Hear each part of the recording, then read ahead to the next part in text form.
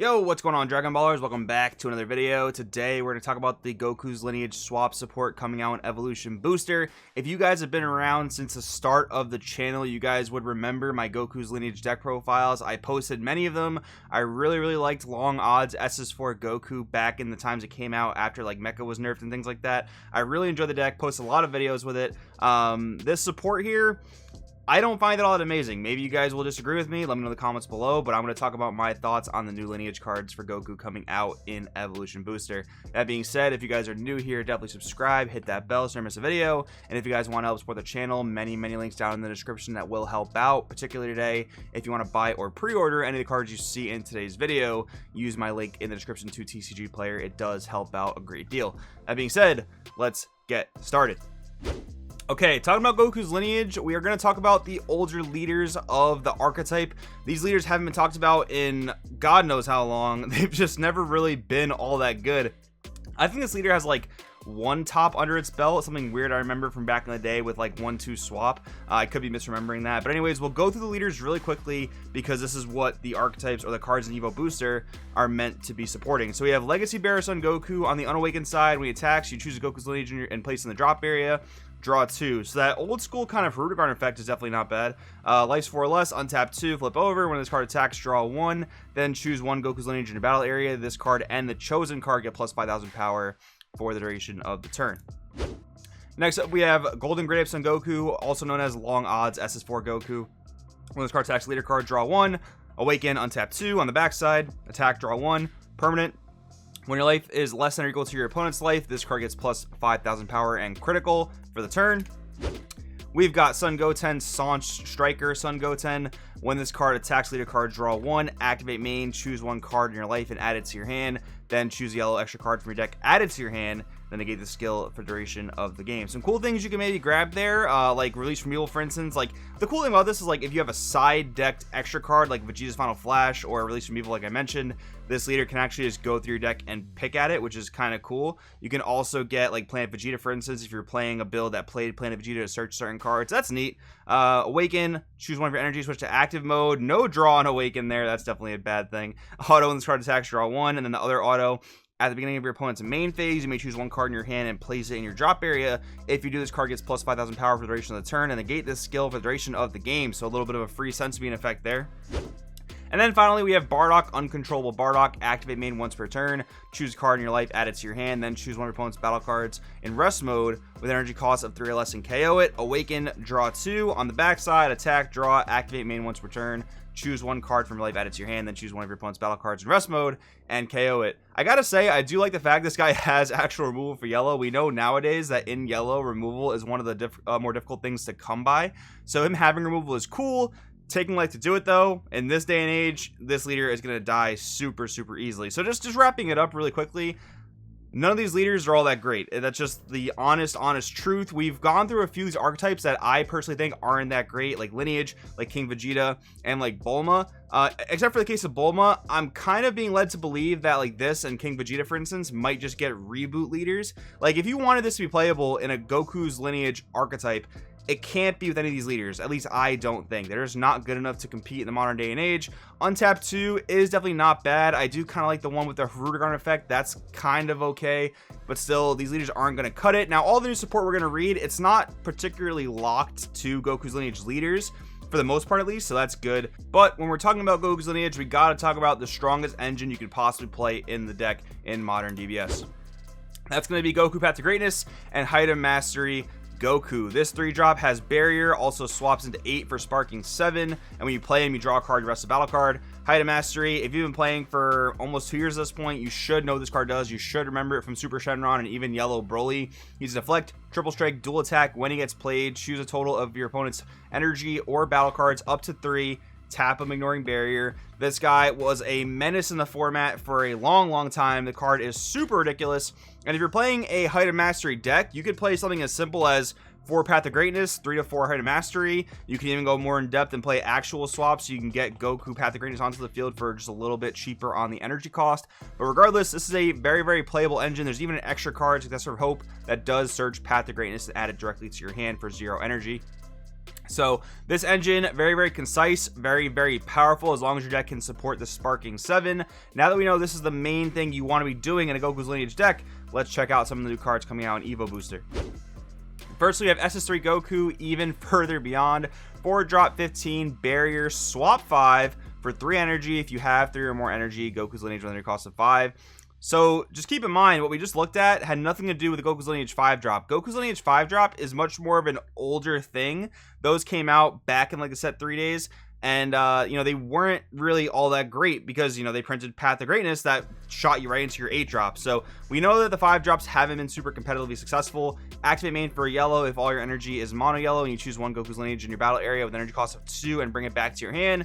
Play this card from your hand, then add up to 1 card from light to hand. Then you can't play copies of this card for the turn. So one of the things I mentioned briefly was that, you know, Goku's Lineage used to be really big about 1-2 swap. Play Bardock Progenitor, attack, play Scrambling Assaults and Goten, attack, look at top 3, add a card, right? So this specifically, this almost is like a swap from a 2-drop essentially with its own activate main. You play like Goten, for instance, or maybe you play the Barrier Gohan. You just bring him back to hand, play this guy.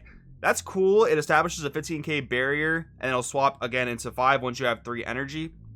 I guess it makes you want to play Scrambling Assaults and Goten. So again, this seems to really stray away from that Path to Greatness, Height of Mastery engine that Goku's Lineage is so well known for. Then we have Kaioken Son Goku, a heavy toll. We have a 5-drop 25k double strike, swap into 8. So this can go into Height of Mastery.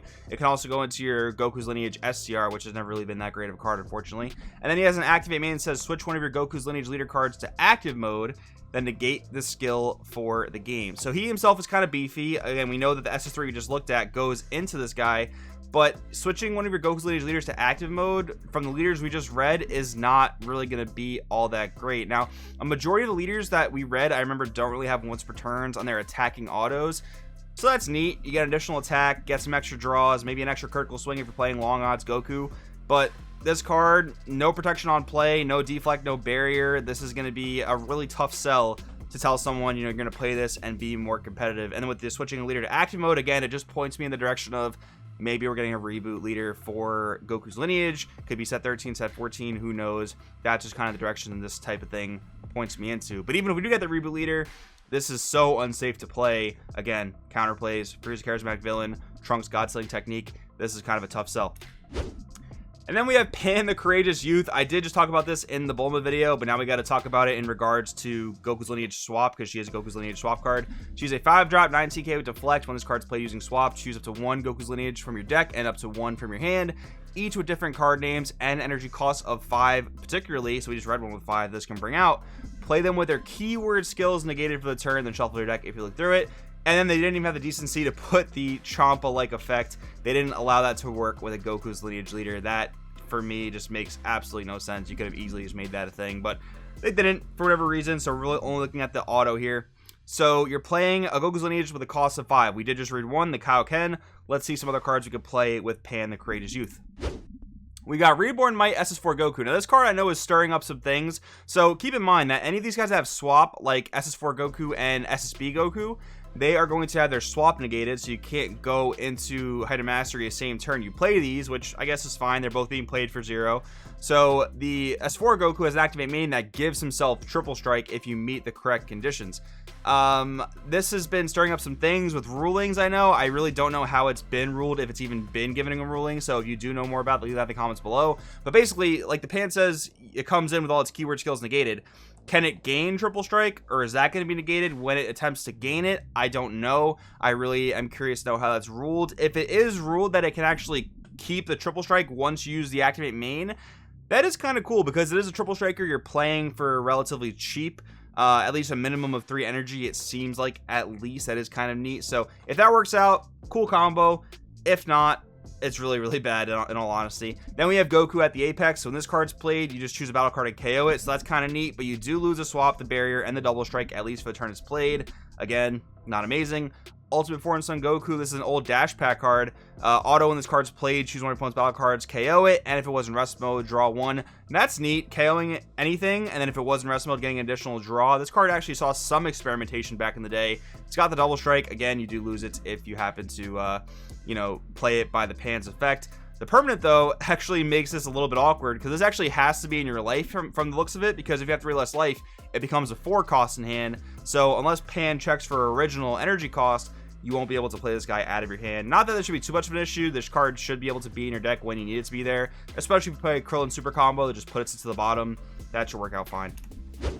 2 more 5-drops you can play off the pan. We have Deadly Golden Great Ape Son Goku. He is a swap 5 for 1, so he goes into another 5-drop, which is a little weird. Permanent, you may not play this card from any area unless your leader is Son Goku GT, so you can only play it with long odds SS4 Goku. When this card's played, choose one Goku's lineage with energy cost of 5 or less, other than Deadly Golden Great Ape Goku from your deck, and add it to your hand. So he's a little bit of a searcher. 25k beater, not too bad. And then we have Abrupt Breakthrough Son Goku. He swaps for 8, has barrier, and then auto activate the skill. One of your lineage cards with energy cost of 5 or more is removed from the battle area by an opponent's skill. If you have no cards in your battle area, you may play this card from your hand. So I was talking about the Kaioken Goku just a little while ago. It had a problem of not having protection. This card sort of fixes that, but a big problem there you'll see is the 1 energy 10k combo in a mono yellow deck. That's gonna start to get pretty clunky if you play too many of them. So if you play this, if you play Apex, if you happen to play Deadly Golden Great Ape Son Goku, that's a lot of 10k combos. Can make it pretty hard to combo out of things when you need to defend your life or defend for game. But anyways, guys, we're talking about all this lineage stuff, and yes, not much of it is restricted to Goku's lineage leaders, except for that Kaioken Goku. Again, I don't think that's great at all unless they print a new Goku's lineage leader. But 2 leaders I think that at least the Height of Mastery engine is really, really good in are Toppo and Jiren. Kind of funny, 2 Universe 11 leaders are going to use that Universe 7 engine to a really high value.